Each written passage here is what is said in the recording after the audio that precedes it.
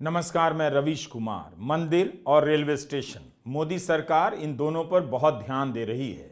आए दिन किसी मंदिर के पुनर्निर्माण और जीर्णोद्धार या कॉरिडोर के लॉन्च के समय प्रधानमंत्री मोदी नजर आते हैं तो रेलगाड़ी से लेकर रेलवे स्टेशन के भव्य रूप को लॉन्च कर रहे होते हैं।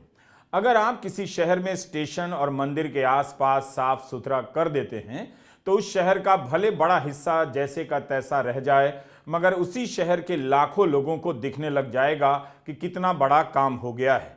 तो पूरी शक्ति और संसाधन लगाकर एक शहर को चमकाने के बजाय, स्मार्ट सिटी बनाने के बजाय बहुत कम समय में और बहुत तेजी से मंदिर और रेलवे स्टेशन को चमकाया जा रहा है, जहां आने वाले उसी शहर के लाखों लोगों को लगेगा कि कितना काम हो गया। वह काम उनकी अपनी गली में, अपने शहर में नजर नहीं आएगा, लेकिन मंदिर और स्टेशन के पास जाते ही दिख जाएगा। आप सवाल पूछ सकते हैं कि ऐसा ही दावा उसी शहर के सरकारी कॉलेज, अस्पताल, सरकारी स्कूल और सरकारी दफ्तरों को लेकर क्यों नहीं किया जाता है?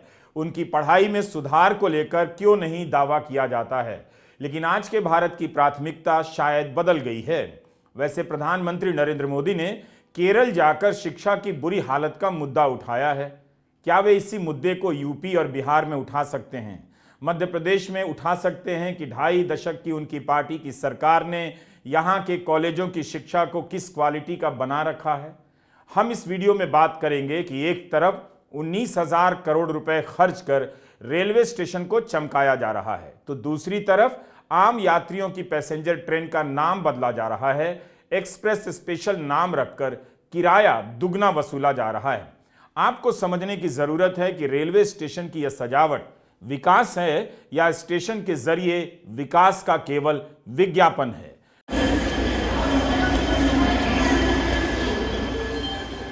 मोदी सरकार के दूसरे दौर के आखिरी चरण में स्टेशनों और रेलगाड़ियों के चलने का कार्यक्रम भव्य होने लगा है। वंदे भारत जहां से शुरू होती है, जहां पहुंचती है, वहां पर इस तरह के कार्यक्रम आयोजित किए जा रहे हैं। पहले की तरह सादा कार्यक्रम नहीं हो रहा। जाहिर है इन सभी पर पानी की तरह पैसा बहाया जाता होगा। दिल्ली और अमृतसर स्टेशन पर वंदे भारत के उद्घाटन के समय आप देख सकते हैं कि किस तरह की सजावट या तैयारी की गई थी। सबको पता है कि यहाँ हजारों लोग दिन भर में गुजरेंगे, प्रचार होगा, पर प्रचार के लिए वंदे भारत ट्रेन क्या अपने आप में काफी नहीं? उसके लिए भी इतना तामझाम? हमारा सवाल है कि क्या इसी वजह से मोदी सरकार स्टेशन और मंदिरों की सजावट पर ध्यान दे रही है? यह सजावट बाहरी है या वाकई रेल स्टेशन से लेकर रेल यात्राओं का अनुभव भी बदल रहा है, बेहतर हो रहा है? मंदिरों को सजाकर वहां पर आम लोगों पर टिकट का भार लादा जा रहा है, उसी तरह जैसे पैसेंजर ट्रेनों का नाम नंबर बदलकर या थोड़ी रफ्तार बढ़ाकर रेल का किराया बढ़ा दिया जा रहा है। आज के वीडियो में हम रेल और रेलवे स्टेशन के बारे में बात करेंगे। सरकार ने अपनी तरफ से कई दावे किए हैं और कुछ जगहों पर रेलवे को लेकर लेख भी छपे हैं। इन सब के आधार पर देखेंगे कि रेलवे का हाल कैसा दिखता है। यह बताने की जरूरत नहीं कि रेलवे स्टेशन पर और मंदिरों में हर दिन लाखों करोड़ों लोग आते ही हैं। फुटफॉल के हिसाब से दोनों जगहों को शॉपिंग मॉल की तरह बनाया जा रहा है ताकि लाखों लोगों को एक सरकार की मौजूदगी का एहसास होता रहे। स्टेशन पर सुविधा होनी चाहिए और समय समय पर इसका विस्तार भी होना चाहिए। लेकिन क्या सभी स्टेशनों की सजावट पर करोड़ों रुपए का खर्चा जरूरी है? क्या इस पर बहस नहीं होनी चाहिए? यह लखनऊ का गोमती नगर रेलवे स्टेशन है। इसे भव्य बनाया गया है। भव्य का मतलब है एक्सलेटर है, शॉपिंग मॉल जैसा लुक है और भारतीय संस्कृति के चिन्ह और तस्वीरें हैं। 385 करोड़ की लागत से यह रेलवे स्टेशन तैयार हुआ है। इसका उद्घाटन करते हुए प्रधानमंत्री नरेंद्र मोदी ने 553 रेलवे स्टेशनों के पुनर्विकास के लिए शिलान्यास किया और कुछ का उद्घाटन कर दिया। अमृत भारत रेलवे स्टेशन योजना के तहत सैकड़ों स्टेशनों का विकास किया जा रहा है, जिसका बजट 19,000 करोड़ रुपए बताया जाता है। बहुत अच्छी बात है कि लखनऊ के गोमती नगर रेलवे स्टेशन को भव्य बनाया गया है। लोगों में आजकल इस बात को लेकर तुरंत उत्साह हो जाता है कि एयरपोर्ट जैसा दिख रहा है, उन्हें बस स्टॉप भी एयरपोर्ट जैसा चाहिए। अभी सर्दियों में एयरपोर्ट की हालत रेलवे स्टेशन जैसी हो गई थी जब कोहरे के कारण हवाई उड़ानें रद्द होने लगीं। लखनऊ में चारबाग रेलवे स्टेशन मुख्य स्टेशन है और दिखने में सुंदर भी है। आज तक सेवाएं दे रहा है। जहां नई संसद भवन बनी है दिल्ली में, उसे सेंट्रल विस्टा प्रोजेक्ट कहा जाता है। उसकी लागत 20,000 करोड़ बताई जाती है। 553 रेलवे स्टेशनों का उद्धार होने वाला है, उसकी लागत 19,000 करोड़ बताई जा रही है। मतलब इतना पैसा खर्च कर स्टेशन को चमकाया जा रहा है। हो सकता है कि ऐसा करना जरूरी भी हो, लेकिन यह जरूरी है या नहीं, क्या इसे लेकर आप लोगों के बीच में कोई बहस है? मुझे खुशी है कि ये जो अमृत भारत स्टेशन है, विरासत और विकास दोनों के प्रतीक होंगे। जैसे ओडिशा के बालेश्वर रेलवे स्टेशन को भगवान जगन्नाथ मंदिर की थीम पर डिजाइन किया गया है, सिक्किम के रंगपो रेलवे स्टेशन पर आप लोगों को स्थानीय वास्तुकला का प्रभाव दिखेगा। राजस्थान का सांगनेर रेलवे स्टेशन 16वीं शताब्दी की हैंड ब्लॉक प्रिंटिंग को दर्शाता है। तमिलनाडु के कुंभकोणम स्टेशन का डिजाइन चोल काल के वास्तुकला पर आधारित है। अहमदाबाद रेलवे स्टेशन मोढेरा सूर्य मंदिर से प्रेरित है। गुजरात में द्वारका स्टेशन द्वारकाधीश मंदिर से प्रेरित है। आईटी सिटी गुड़गांव का रेलवे स्टेशन आईटी के लिए ही समर्पित होगा। यानी अमृत भारत स्टेशन उस शहर की विशेषता से दुनिया को परिचित कराएगा। इन स्टेशनों के निर्माण में दिव्यांगों और बुजुर्गों, उनकी सुविधा का भी विशेष ध्यान रखा गया है। कितनी तैयारी से यह काम हो रहा है। मंदिर और स्टेशन को एक दूसरे से मिक्स किया जा रहा है। स्टेशन भी अब मंदिरों की तरह चमकाए जा रहे हैं। जाहिर है इस पर सवाल उठाना धर्म विरोधी हो सकता है और विकास विरोधी भी। टाइम्स ऑफ इंडिया की एक रिपोर्ट में लिखा है कि गोमती रेलवे स्टेशन के पुनर्विकास के लिए न्यूयॉर्क के ग्रैंड सेंट्रल और लंदन के किंग क्रॉस स्टेशन से प्रेरणा ली गई है। आत्मनिर्भर भारत में लखनऊ के रेलवे स्टेशन की प्रेरणा लंदन और न्यूयॉर्क के स्टेशन से ली गई है। इसमें कोई बुराई नहीं है। प्रेरणाएं किसी पर निर्भर नहीं होती, किसी पर भी आ जाती हैं। टाइम्स ऑफ इंडिया की रिपोर्ट में इसके आर्किटेक्ट ने कहा है कि ग्रैंड सेंट्रल स्टेशन पर भीड़ के फंसने की हालत नहीं होती, क्योंकि प्रवेश करने और बाहर निकलने के कई रास्ते बनाए गए हैं। उनकी व्यवस्था से सीखा गया है। लखनऊ की आबादी करीब 60 लाख की है। न्यूयॉर्क की आबादी करीब 1 करोड़ के आसपास होनी चाहिए। लखनऊ बिल्कुल न्यूयॉर्क हो ही सकता है, मगर न्यूयॉर्क की जो आर्थिक क्षमता है उस तक पहुंचने में कितना वक्त लगेगा, इसका अंदाजा या दावा करना मेरे बस की बात नहीं। मगर ग्रैंड सेंट्रल स्टेशन क्या है उसके बारे में जान लेना चाहिए। लखनऊ में अभी तक मेट्रो की एक ही लाइन है और एक प्रस्तावित है। न्यूयॉर्क में मेट्रो का जाल बिछा है, 36 लाइनें हैं, 472 स्टेशन हैं और एक दिन में 32 लाख यात्री मेट्रो में सफर करते हैं।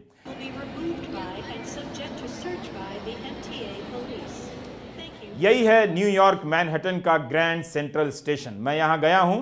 भव्य तो है। 1903 से 1913 के बीच बनकर तैयार हुआ था। ट्रैक और प्लेटफॉर्म के मामले में यह दुनिया का बड़ा स्टेशन माना जाता है। 18 एकड़ में बना है, 67 ट्रैक हैं और 44 प्लेटफॉर्म है। यानी नई दिल्ली रेलवे स्टेशन से भी यह काफी विशाल है। आप खुद पता करें कि क्या नई दिल्ली रेलवे स्टेशन पर 44 प्लेटफॉर्म हैं, 67 ट्रैक है। ग्रैंड सेंट्रल पर एक साल में 7 करोड़ से अधिक यात्री आते हैं और यात्रियों के अलावा 2 करोड़ पर्यटक भी देखने आते हैं। कई हजार लोग हर दिन यहां खाना खाने आते हैं। क्या आपको लगता है कि लखनऊ के गोमती नगर स्टेशन को इस वक्त इतनी भव्यता की जरूरत है? क्या लखनऊ न्यूयॉर्क को मात देने वाला है? भविष्य में दे सकता है, लेकिन क्या आज की तारीख में अगले 10 या 20 साल में ऐसा हो सकता है जिसके लिए आज इतना पैसा खर्च किया गया है? क्या इसे लेकर जनता इन सब जानकारियों के आधार पर कुछ सोच रही है या सरकार ने जो कह दिया उसे मान ले रही है?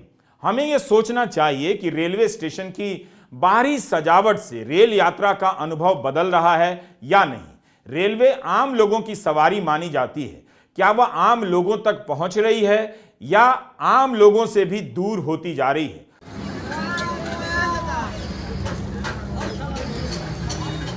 अगर दूर नहीं हो रही होती तो दिल्ली के आनंद विहार से 1600 किलोमीटर की यात्रा लोग बस से तय नहीं करते और इस रास्ते बिहार के मोतिहारी और दरभंगा नहीं जाते। अगर रेल यात्राएं बेहतर हो गई हैं, सस्ती हो गई हैं, तो फिर ये लोग बस में किसी तरह ठुसाकर ठेलाकर इतनी लंबी यात्रा क्यों कर रहे हैं? इनके लिए ट्रेन क्यों नहीं है?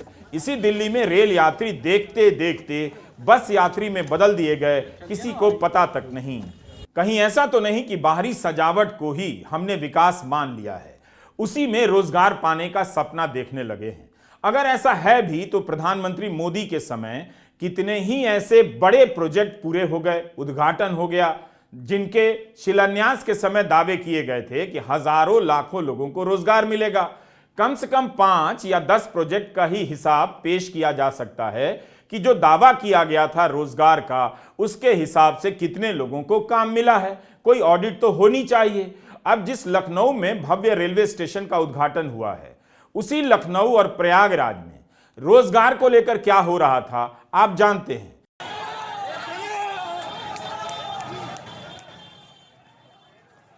गनीमत है कि छात्र बुलेट ट्रेन की रफ्तार से भागता चला गया सिपाही वंदे भारत की रफ्तार से। ये वो नौजवान है जिनकी जिंदगी पैसेंजर ट्रेन की तरह ना तो समय से चल पाती है, ना समय पर पहुंच पाती है। इन लड़कों ने लेखपाल की परीक्षा पास कर ली है, सब कुछ हो चुका है, फिर भी नियुक्ति पत्र के लिए संघर्ष करना पड़ता है। कई घंटे तक आंदोलन करते रहे। उसके एक दिन पहले लखनऊ में हजारों नौजवान सिपाही पेपर रद्द कराने की मांग को लेकर प्रदर्शन करते रहे। प्रयागराज में एआरओ की परीक्षा रद्द कराने की मांग को लेकर छात्र प्रदर्शन कर रहे हैं। यह वीडियो 23 फरवरी की रात का है। शाम और रात के बाद भी छात्र यहां प्रदर्शन कर रहे हैं।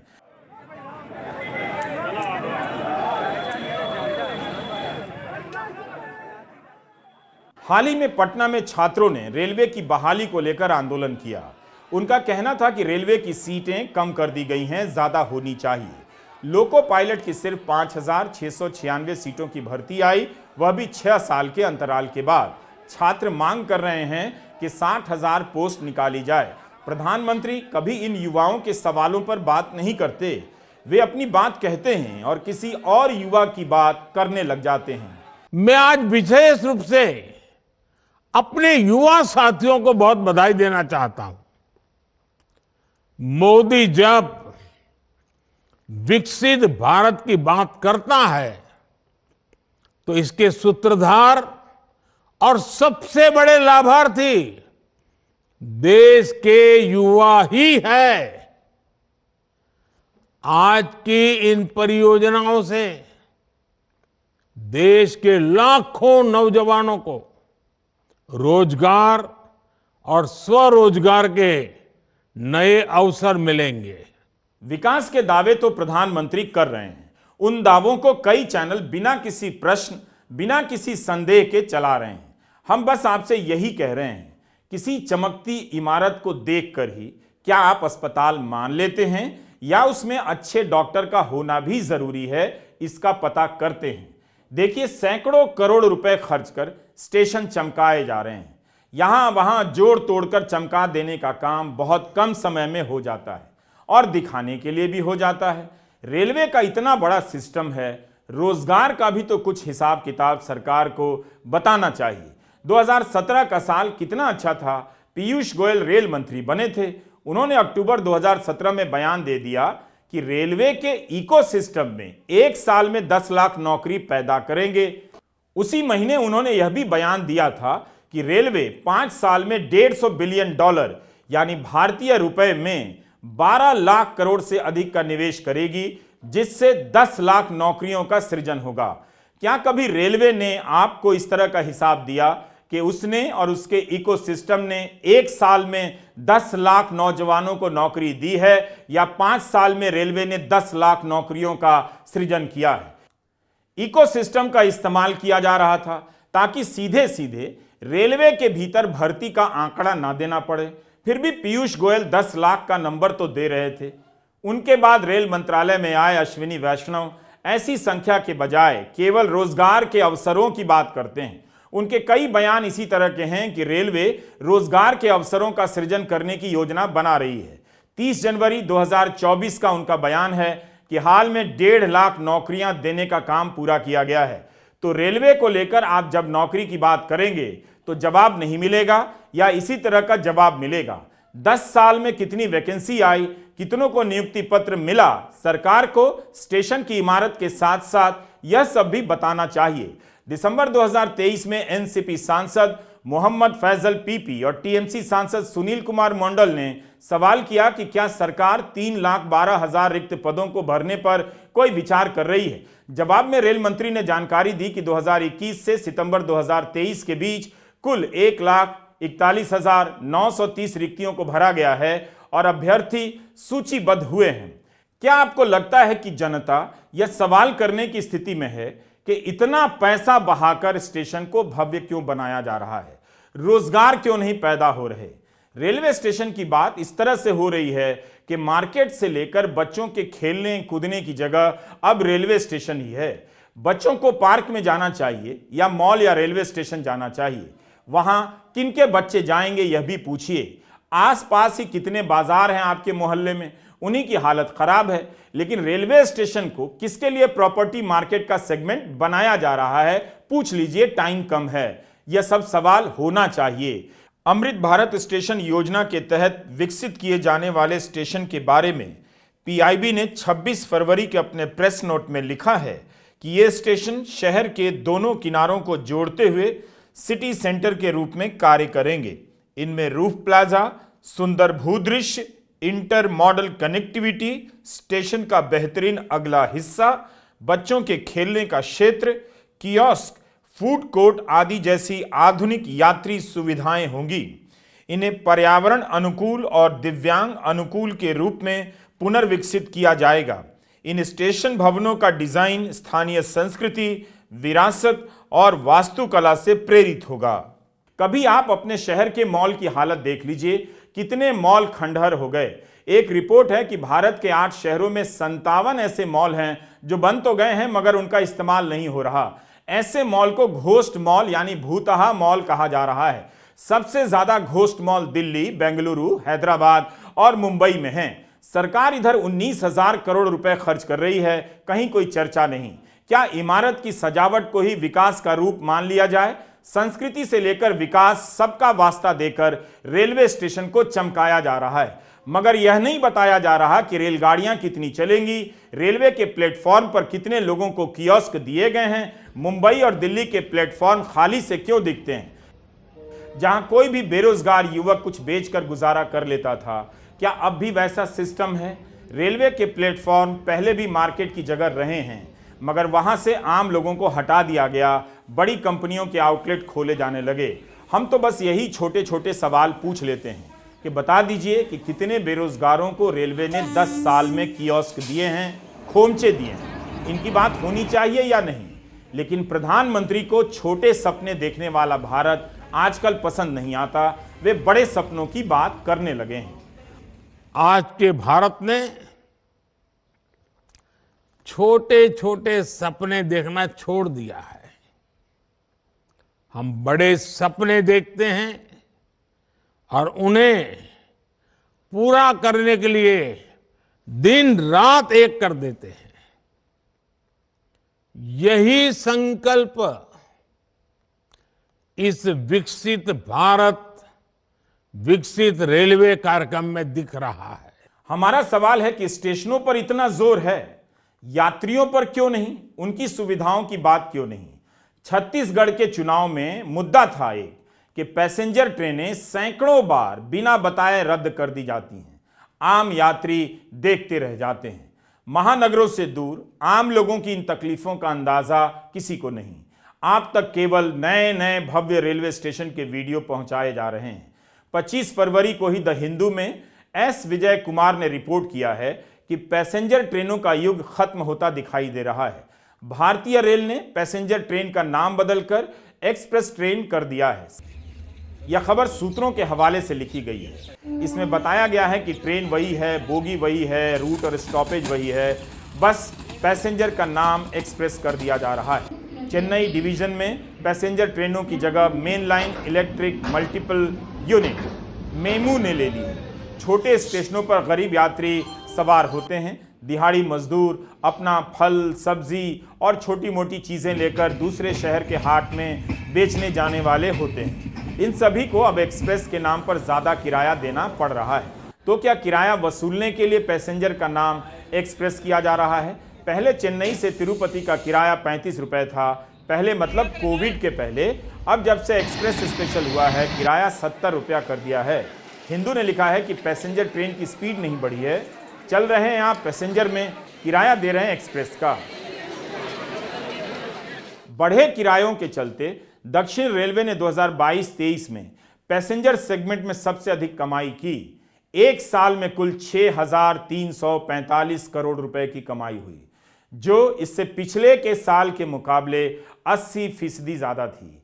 एक दिन इसी तरह से ऐलान हो जाएगा कि भारत में अब पैसेंजर ट्रेन का जमाना चला गया, रेलवे ने रफ्तार पकड़ ली है, जबकि सच्चाई आपने देख ली। हमारा बस इतना कहना है कि एक तरफ 19,000 करोड़ रुपए लगाकर स्टेशन चमकाए जा रहे हैं, दूसरी तरफ गरीबों से किराया वसूलने के लिए पैसेंजर ट्रेन का नाम बदलकर एक्सप्रेस किया जा रहा है। क्या आपको यह बात समझ आती है या इसी लाइन को स्पेनिश में पढ़कर मुझे बताना पड़ेगा? ज्यादातर चैनल यही चमका रहे हैं कि रेलवे स्टेशन का ये कर दिया, वो कर दिया, उन्हें जनता से कोई मतलब नहीं। क्या आपको पता है कि हिंदू की इस रिपोर्ट के बाद क्या हुआ? आज खबर यही छपी है कि हिंदू की रिपोर्ट के बाद एक्सप्रेस स्पेशल ट्रेनों का किराया वापस ले लिया गया है, पैसेंजर ट्रेन का कर दिया गया है। सूत्रों के हवाले से खबर छपी है कि रेलवे बोर्ड ने सभी जोन को निर्देश दिए हैं कि पुराना किराया ही वसूला जाए। तो आपने देखा, अगर अखबार और पत्रकार जनता की बात करते हैं तो जनता को फायदा होता है, लेकिन कितने चैनल हैं जो इस स्टोरी को कवर कर रहे हैं? उन्हें जनता से मतलब नहीं रहा। सरकार ने एक तरीका निकाल लिया है, स्टेशन को बाहरी रूप से चमका दो, जनता देखकर लोटपोट हो जाएगी, मस्त हो जाएगी कि इतना विकास हो गया। लेकिन क्या कहानी खत्म हो गई? नहीं, बिहार में भी ऐसी कई ट्रेनों को पैसेंजर से स्पेशल किया गया है। गाड़ी वही, नंबर वही, किराया डबल डबल। फिल्म गीत गाता चल का एक गाना आपने सुना होगा, मैं वही, दर्पण वही, न जाने ये क्या हो गया कि सब कुछ लागे नया नया, तन वही मेरा मन वही, न जाने ये क्या हो गया कि सब कुछ लागे निया निया। आरती मुखर्जी ने गाया है, संगीत दिया है रविंद्र जैन ने। तो मेरी बात को ठीक से समझिए, विकास और सुधार का विरोध नहीं कर रहा हूं, इसके नाम पर जो झांसे दिए जा रहे हैं बस उतना बता रहा हूं। पूर्णिया की भी वही कहानी है जो हिंदू के पत्रकार ने चेन्नई और तिरुपति को लेकर रिपोर्ट की है। यहां कोरोना काल से पहले पैसेंजर ट्रेन का किराया मुरलीगंज से पूर्णिया के लिए 20 रुपए हुआ करता था। कोरोना के दौरान कई महीने तक इस ट्रेन को बंद कर दिया गया। उसके बाद जब शुरू हुई ट्रेन तो इसका नाम पैसेंजर से स्पेशल ट्रेन कर दिया गया और किराया 20 रुपए से बढ़ाकर 35 रुपए कर दिया गया। इसके लिए केवल ट्रेन के नंबर के शुरू में 0 लगा दिया गया, जबकि ट्रेन वही, सुविधाएं भी वही। स्टेशन से लेकर ट्रेन के भीतर टॉयलेट और पानी की दिक्कत रहती है। क्या रेलवे बोर्ड पूर्णिया का भी किराया 35 से 20 रुपया कर देगा, जिस तरह से चेन्नई में किया गया है? सोमवार को प्रधानमंत्री ने पूर्णिया में भी रेल ओवरब्रिज का वर्चुअल शिलान्यास किया है, लेकिन इस इलाके में रेल सुविधाओं की हालत खराब है। पूर्णिया से कोसी के इलाके सहरसा जाने के लिए सुबह 6 बजे के बाद दिन के 11 बजे फिर रात के 9 बजे ही ट्रेन है। पूर्णिया और मधेपुरा के लोगों के लिए पटना और दिल्ली के लिए सीधी ट्रेन सेवा आज तक सपना है। मोदी जी जहां हजारों करोड़ रुपया रेलवे की सुविधा डेवलपमेंट के लिए खर्च कर रहे हैं, वहीं कोसी और सीमांचल का पिछड़ा इलाका में आज भी रेलवे में नाम मात्र की सुविधाएं हैं। ध्यान देने वाली बात यह है कि कोरोना काल में जो ट्रेनों की भाड़ा 20 रुपया हुआ करती थी, वह भाड़ा कोरोना काल से 35 रुपया हो गई। उसमें सुविधा के नाम पर यह बताया गया कि ट्रेन की नंबर वही है और उसके आगे नंबर के आगे 0 लगा दिया गया, तो हमारी भाड़ा बढ़ा दी गई। मूलभूत सुविधाएं कई स्टेशनों पर आज भी नदारद है। खासकर मैं मधेपुरा का रहने वाला हूँ। इस पिछड़ा इलाका में सुदूरवर्ती देश और प्रदेश जाने में आज भी हमें सहरसा, कटिहार और पटना के स्टेशनों पर ही निर्भर रहना पड़ता है ट्रेन पकड़ने के लिए। तो इसी के साथ आप पता कीजिए कि मोदी सरकार के दौरान कितने गरीब रथ ट्रेनों को लॉन्च किया गया। जन शताब्दी ट्रेनें कितनी लॉन्च हुई, कहां तो राजधानी और शताब्दी आम लोगों तक उतर रही थीं, जन शताब्दी हो रही थी, लेकिन अब गाड़ियां वंदे भारत होकर आम आदमी से दूर हो रही हैं और रेलवे स्टेशन, मॉल और एयरपोर्ट हो रहे हैं। जिस बुलेट ट्रेन का सपना मोदी 2014 से दिखा रहे हैं, उसके बारे में अश्विनी वैष्णव ने राज्यसभा में 9 फरवरी को जानकारी दी है। इसी 9 फरवरी को कि सरकार नहीं जानती कि उसका काम कब पूरा होगा और अंतिम लागत क्या होगी। Mumbai Ahmedabad high speed rail के 2022 में पूरे होने का टारगेट था। अब कहा जा रहा है कि शायद 2028 तक काम पूरा हो जाएगा। इसकी अनुमानित लागत 1 लाख करोड़ से अधिक बताई जाती रही, मगर बिजनेस स्टैंडर्ड में ध्रुवक्ष साहा ने रिपोर्ट किया है कि 6 साल की इस देरी के कारण इसकी लागत 60,000 करोड़ रुपए बढ़ गई है। वंदे भारत की भी हालत देखिए, इस पर भी कई रिपोर्ट आ चुकी है। जरा सी स्पीड बढ़ाकर किराया ज्यादा वसूला जा रहा है। एक मीडिया रिपोर्ट में पढ़ने को मिला कि एक्सप्रेस ट्रेन से आप दिल्ली से कानपुर 300 रुपए में पहुंचते हैं, वंदे भारत से 1115 रुपए में। डायनेमिक प्राइस की बात करूंगा तो फिर आप मुझे विकास विरोधी कहने लगेंगे। तो बेहतर है आप खुशी खुशी ज्यादा किराया देते रहिए, जिसमें भी हिंदू सुख मिले वो सुख लेते रहिए। बस हम सवाल पूछ रहे हैं कि यह किसके सपनों की रेल है। चूंकि वंदे भारत बुलेट ट्रेन जैसी दिखती है, जाहिर है इसे देखकर आंखें चकित रह जाती हैं।